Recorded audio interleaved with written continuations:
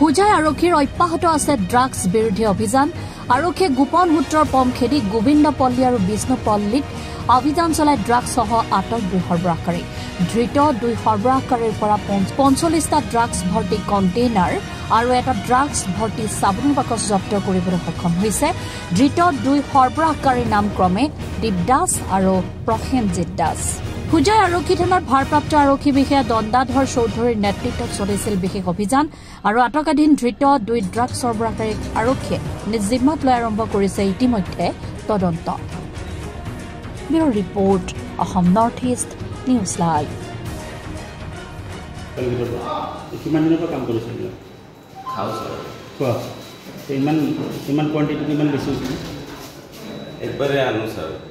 কি নাম তোমাৰ দীপ দাস দীপ দাস আগতো তুমিতো ধৰা খাইছিলা অঁ কাৰ পৰা কৰিছিলো ব্যৱসায় নকৰোঁ ছাৰ কাৰ পৰা আনিলা এই ৰেলগেটৰ পৰা যাওঁ মণ্ডল নাম কি যাৰ পৰা আনা মানে মালিকটো জেলত আছে এই মাংস দোকানীটোৰ পৰা কিমান দিনৰ পৰা তেনেকুৱা তুমি কৰিছা যিহেতু আগতো তুমি জেলত গৈছিলা